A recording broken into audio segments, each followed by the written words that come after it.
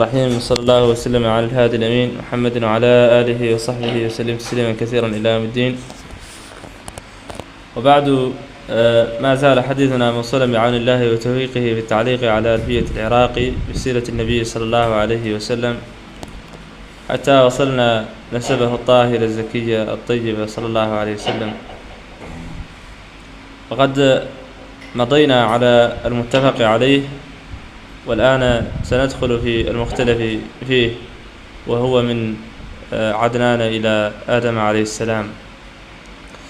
قال العراقي رحمه الله تعالى: وبعده خلف كثير جم أصحه حواه هذا النظم، عدنان في القول الأصح بن أدد، وبعضهم يزيد أدا في العدد بينهما، وأدد والده مقوم ناحور بعد جده، وهو ابن تيرح أي ابن يعربا، وأن يعربا هو ابن يشجبا، وهو ابن نابت وإسماعيل أب له وجده الخليل، إبراهيم بن تارح يازر، وهو ابن ناحور وهذا آخر، وهو ابن شاروح بن أرغو فالخ، أب له ابن عيبر بن شالخ، وهو ابن أرفخشد أبوه سام، أبوه نوح صائم قوام، وهو ابن لامك بن مت شلخا ابن خنوخ، وفي مورخا إدريس فيما زعموا يرد أبوه، وابن مهليل بن قينا يعقبه، يا لششيث أبوه ابن آدم صلى عليه ربنا وسلم.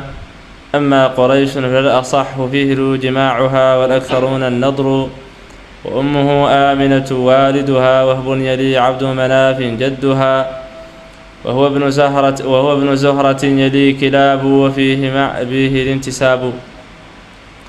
نعم، ذكر هنا رحمه الله تعالى أن النسب الذي اختلف فيه العلماء اختلافا كثيرا، يعني آراء يتناقلها النسابون، فذكر هو أن أصح هذه الآراء المروية وما حواه هذا النظم.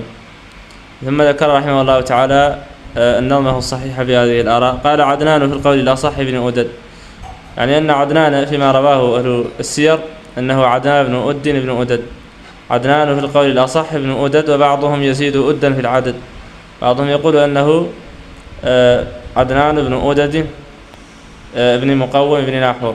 نعم، ولذلك قال: وبعضهم يزيد أدا في العدد بينهما، يعني بين عدنان وأدد أد، يعني بعضهم يقول عدنان بن أد بن أدد، وبعضهم يقول عدنان بن أدد.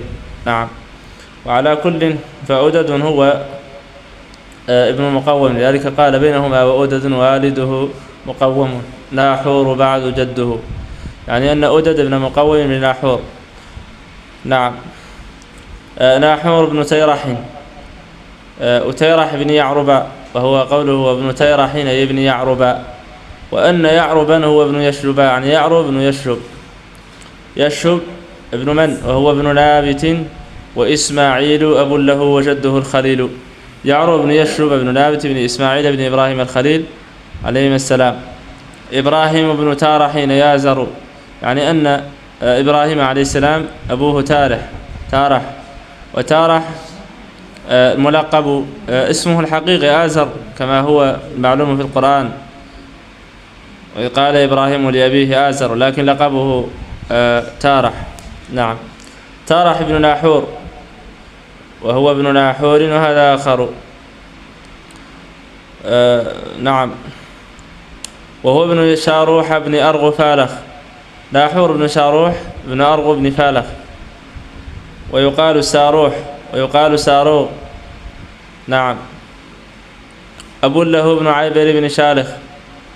نعم، قال: وابن أرفخشد أبوه سام، شالخ ابن أرفخشد بن سام بن نوح عليه السلام.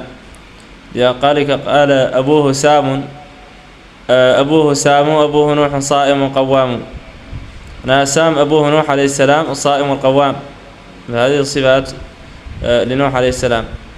نوح ابن لامك ابن متشولخ ابن خنوخ، وخنوخ فيما ورخ عن، يعني فيما كان متواردا في التاريخ أنه اسم أو لقب لنبي الله إدريس، ولذلك قال: وفيما ورخ إدريس فيما زعموا يرد أبوه، يعني أن يرد أبو إدريس وهو خنوخ.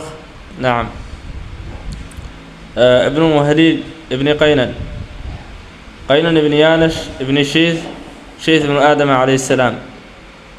والشيث هذا نبي وردت نبوته بالسنة النبوية بحديث أبي ذر رضي الله عنه أنه سأل النبي صلى الله عليه وسلم كم كتابا أنزل الله؟ قال 100 كتاب 4 كتب أنزل على شيث 50 صحيفة.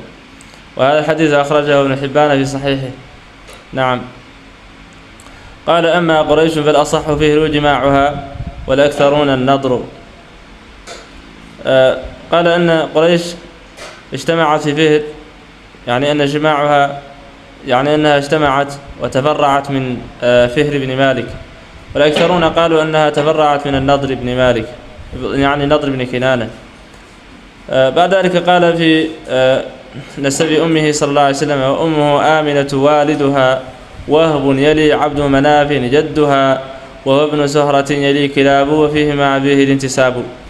ذكر نسب أم النبي صلى الله عليه وسلم فقال أن أمه هي آمنة بنت عبد مناف بنت وهب بن عبد مناف، والدها وهب يلي عبد مناف، معناه أنه ابن عبد مناف، عبد مناف جدها وهو والد وهب طبعا، وهو ابن زهرة، يعني أن عبد مناف ابن زهرة، وزهرة بن كلاب، فهنا تلتقي مع النبي صلى الله عليه وسلم في كلاب، في الجد الذي لقب بكلاب.